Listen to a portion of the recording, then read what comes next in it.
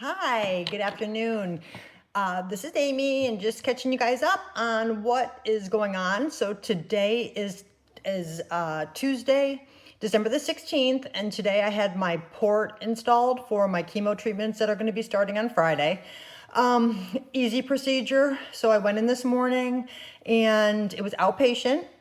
They do offer anesthesia if you are so inclined to take that, but I did not want that. I declined because I did want to go home right away. So they just gave me a couple shots of lidocaine, and I'm telling you, the shots were a little painful, but only lasted a minute.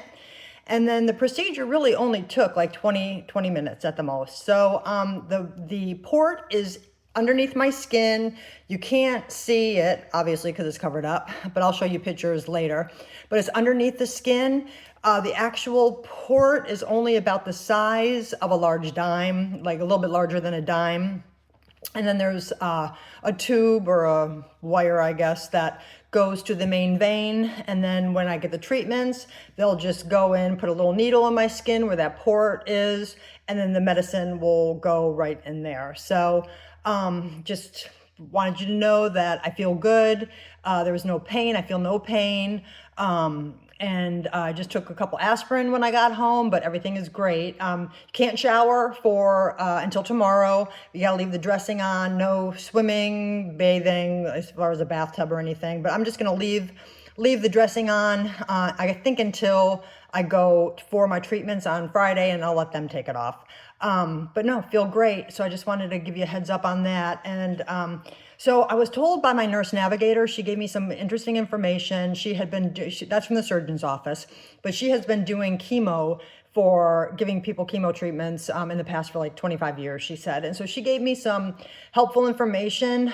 She said that the one drug that I will be taking, there'll be three, and I'll go over all that after my first treatment on Friday. But the one drug is Taxol, and she said it is known to cause neuropathy.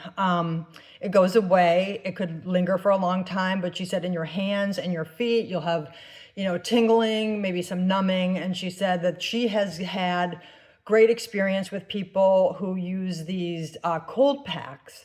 And she said it's very important that when they go to input that specific drug, that you would put on these pads. And so there was actually one for your head. It's a cold cap that can help reduce or prolong the hair loss. So I'm going to do that. But then also there's these things called Suzy pads,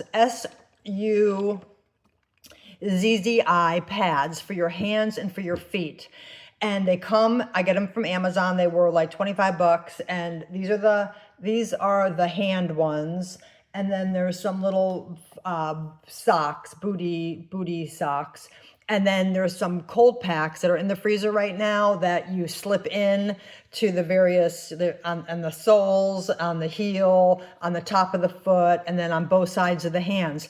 And she said, right when they're going to start doing that injection of that Taxol, she said, put those cold packs on. So they need to stay frozen, so you would need to bring a cooler. So I have a cooler ready to bring these frozen packs with me. But she said it's very important that once they start getting warm, take them off right away. So I am getting ready for that. So I'll let you know how that goes on Friday. And just listening to some friends who've gone through this and doing some research, just trying to prepare for, everybody is different with the chemo.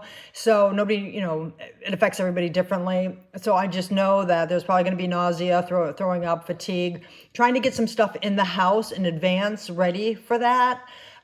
Stuff that's easy on the stomach. I bought a juicer several weeks ago, so I'm going to juice some things, and I can show you the juicer. The one that I bought is super simple, easy to clean. But I just figured stuff that if I'm having a hard time digesting food, maybe, juicing would be the way to go to get the nutrients that would be key in staying healthy in your immune system. So anyway, I just wanted to let anyone watching know the port was an easy peasy, no issues with that, and just getting ready for Friday. So I'll let you know how that goes Friday after my treatment, my first treatment.